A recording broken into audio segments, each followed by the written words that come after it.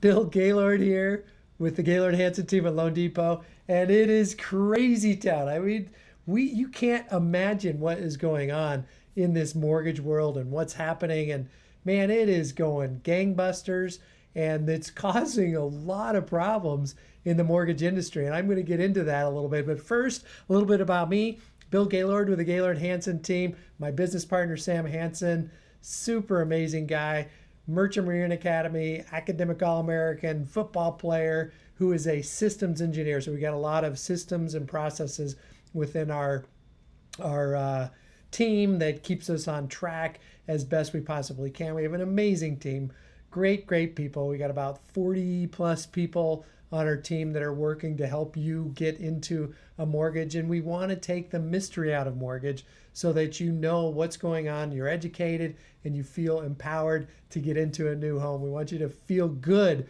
about making those decisions. We know that you don't do this every day. We do, and we want to make sure that you know that we have your back, we're your advocate, and we're going to do everything that we can to get you into the right home. So let's talk about what's going on in this mortgage market. We've all heard about COVID-19, the coronavirus. It is wreaking havoc across the globe in so many different ways. And it's really put in a lot of changes into the mortgage industry. And you would think, man, this is awesome. The mortgage industry, rates are dropping, everything's looking great. But what's happening is they don't know what to do. This is completely unprecedented. We've seen all-time lows. The 10-year bond, which is where mortgage rates generally follow trend-wise going down, that 10-year bond is now at about 0.5%. I think it might even be lower than that by the end of the day. And that is really the interest rate that the government would pay you to give you their money for 10 years. So for example, if you had $1,000, you could give it to the government. They'd pay you 0.5% for 10 years per year. That's not very much money. That's unheard of.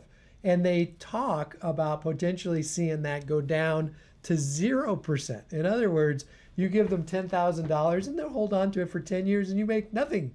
So lots of crazy things going on. We'll see what happens. There's, global recession talk. There's all sorts of things happening.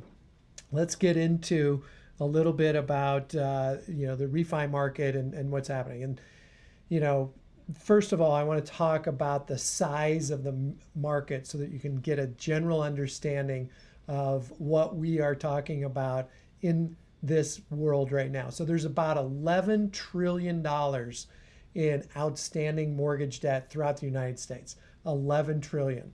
So of that 11 trillion, with the rates where they're at, it's projected that between 60 and 80% of that $11 trillion could potentially be in the money, could potentially be able to refinance and save some money.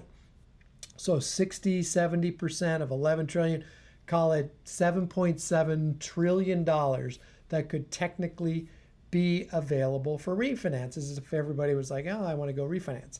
Now, if we take half of that, right, just half of that, that would work out to about $3.85 trillion of mortgage volume this year that could potentially refinance, right? Now, I'm going to break it down a little bit further. Every year, we always have a pretty consistent number for mortgages, and it can range anywhere from 1 trillion to 1.4 trillion. It doesn't go up and down that much. It's just more of a small wave. Refinances, whoop, whoop, whoop. I mean, they can go up and down as the market goes up and down. And certainly we have interest rates that have dropped like a rock. But we're going to just say we have $1.4 trillion in purchase volume this year. Let's take that. We're going to add that to the 3.85 volume. This market for a mortgage industry could be $5.25 trillion. Now, let's put that into perspective and say, okay, well, $5.5 trillion, $25 trillion, Man, that is amazing. The mortgage people must be loving this. This is unbelievable. We're refinancing and doing all this. Yes and no, right? $5.25 trillion is a ton of volume. Considering the fact that we've done about 1.9 trillion as a max, that's almost 3 times more the volume in a given year that the mortgage industry has done as a max. Now, the mortgage industry has gradually reduced from that 2007 meltdown, the crisis there. And so there's just not enough people in order to really get all the loans done. So this is a huge problem for many, many lenders because the volume that's coming in, there's locking, and originators are like, this is great, let's lock loans. But now you have to actually complete the loan. And how do you complete that loan if you don't have enough people? You start getting extended time frames, you start getting long process times. And now a lot of the banks are going to basically raising the rates, even though you would think that they would be lower. They're actually raising rates because they can't take on more volume. They can't fulfill the loans. And if you can't fulfill the loans, you start getting into what are called lock extensions. And it's just nuts. And so now you see a lot of lenders that are actually raising interest rates. Before I came on, I was talking to Stuart. Stuart is my engineer who's got my whole setup, and I absolutely love him. He's great. And we locked probably, I don't know how many loans we locked, but I'm going, okay, well, we got this one, we got Smith, we got Jones, we got Frank, we got this. And we were locking loans just because we don't know what's going to happen tomorrow. Another item within the mortgage industry that's really unusual is that every time a mortgage company wants to secure a loan, they have to put a percentage of that loan into reserve. They have to put it over here to hold just in case this particular loan goes bad. And they have enough reserves to cover whatever loans may default. And so every time they do that loan and they put the money over here, it's a lot of money. And because of this volume, it's hard for many mortgage companies to have enough capital to actually put in reserve and still do more loans. So it's really starting to stress all sides of the mortgage industry.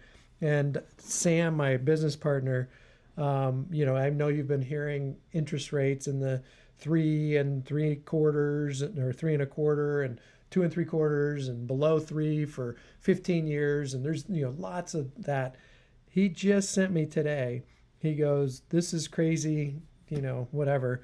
Here's the bank rate, 30-year fixed overnight rate. And it on a 30-year fixed, it has, you're gonna laugh at this because of what's going on. 4.49% with a 4.695% APR. That's the rate for tomorrow. When, like yesterday, there were 3 1/4. We're really getting into some unprecedented times, and we don't know where they're going to go. We truly don't know. The Dow dropped like a rock today. I think over 2,000 points by the end of the day. So let's back up and just talk about the really good spot. The good point is that I think that we had this mad rush. I think we'll see things level set, and we're going to end up seeing where the banks can really settle in and feel comfortable. The thing that banks and mortgage banks and everybody does, and basically any industry, is when you have uncertainty, you really kind of run for the hills. You kind of go the opposite direction. So in general, interest rates, when they drop, they're usually dropping a little bit slower. And then if there's an item that they get nervous about, like the jobs report or unemployment or inflation, then boom, the rates can jump very, very quickly just to get ahead of the marketplace so that they don't get caught in the wrong spot. So they jump up really quick. And then they go, okay, let's pause for a minute. Let's figure out where everything's at. And then you can see them gradually get down and they're going, okay, I think I can get this. I think I'm feeling better about it. And then they drop gradually over time. Now, I've been doing this for 27 years, so I've seen a lot of these, and there's always a lot of panic. So right now, I think that the mortgage industry is going to take a pause. I think they're going to just try and catch their breath and say, okay, let's look at our pipelines. Let's see what we have and figure out where we are in regards to should we stay at these levels, or are we ready? How long is it going to take us to complete these? How much money are we going to have to put aside in reserve? And then they will catch their breath and they'll go, okay, they're breathing and they go, okay, we can breathe. Now we can understand where we're at, and then they'll price it accordingly. I think some will be higher and some may be able to flush their pipeline out sooner and then be able to be a little bit more aggressive with pricing. So it's an interesting market. The other thing is that if you're trying to save money, you want to try and get with somebody that you know will perform and get it done and not mess it up, because you want to make sure that they have the capacity to really take care of you. Purchase business is 100% critical for our business in particular, and for virtually every mortgage company. But sometimes those refis can muck up a big company's, a big corporation's pipeline, where it can cause delays in closing. So purchase market, if you're out there as a buyer, which granted, it's a really good time, in my opinion, from an interest rate standpoint to buy. And if you have a really solid job, I talked about this morning, but if you have a really solid job and you feel very comfortable with that, I think that there's a pause right now as well in the real estate industry, where there's not going to be as much offers going out. And so I think it could be a potential to get the nice house with a low interest rate. I was talking to a couple realtors today, and someone said, yeah, the sellers are not wanting to actually hold open houses because they don't want to have 50 people traipsing through their house, potentially carrying the COVID-19 virus. And so it's crazy town right now. Let's talk a little bit about the refi market and why it would be important for you to refinance. Certainly lower your rate and payment. You can also reduce the term. 15-year mortgages are much less. Oh, it's Steve Ochoa, my buddy. Steve, I see you on here. Hey, Tiger, how's it going? Sean and Philip. So anyways, 15 years are always a little bit better than the 30-year fixed. And certainly with values that have gone up over the last few years, mortgage insurance many times can be reduced, which is kind of like even reducing your interest rate, because mortgage insurance rates typically are going to be 0.5 point to 0.75 point. So not only are you reducing the interest rate, but if you do have that 20% equity in your home, you're going to save an additional 0.5 point to 0.75 point by removing the mortgage insurance.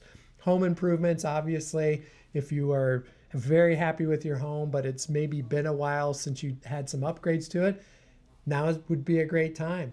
Refinance, pull out a little cash, put it into your kitchen, put it into your bathrooms, put it into your bedroom, wherever you need some improvements. It could be floor tile, it could be brand new appliances, whatever it is. This is also a very good time to take cash out, take the equity out, and improve your property so that actually you can maybe make your property worth more, or number one. Number two, you have much more fun living in the home by having a great home that you have just improved. Consolidating debt. I've got two people right now that I talked to today that are like, well, I've got this car loan that I want to pay off. I was a little bit irresponsible. I should have not gotten the car, and then my debt ran up, but I've got plenty of equity in my home. I got a good job. I just want to clean my stuff up and pay those debts off and consolidate and get my cash flow back to where I want it to be. And they feel like this is a good time to do that because they are at a spot where interest rates are going to be lower than they are paying on their car loan. It's lower than what they're going to be paying on their credit cards. It's going to be lower than what they're going to pay on regular personal loans. So this is a very good time. And at the same time, they can take that extra if they wanted to and pay down the principal so they could reduce the term of their loan just by putting extra money into the mortgage. And then certainly we had someone come in here today who typically buys investment property cash. He owns 14 properties cash, and he looked at it and he goes, you know what? I think it's a good time for me to leverage my investments now so that I can actually buy 2 investment properties as opposed to 1 and really pay a very nominal interest rate. Today on an investment property, we locked in at 3.5%, and it was a good rate. I don't know what rates are going to be tomorrow. It's like up and down, and with what Sam sent me today, who knows where they're going to be tomorrow, but we locked in a lot of loans today. So taking a pause here, we got Crazytown, USA in regards to interest rates, and it's just going to it could get crazier before it gets better. So call me, Bill Gaylord, DM me, email me, phone me, myself, our team. We're here to help you navigate through this time. We're here to educate you, empower you to make really good decisions so that you feel good, so that you can sleep at night. I always call it the sleep factor. We want you to sleep like a baby at night, knowing that you can make your payments, that you're not stretched too thin. Again, we know you don't do this every day. We do, and we want you to feel comfortable with the mortgage and your mortgage payment that you get. So love to work with you. This is Gaylord out. Have an awesome, awesome night. Bye.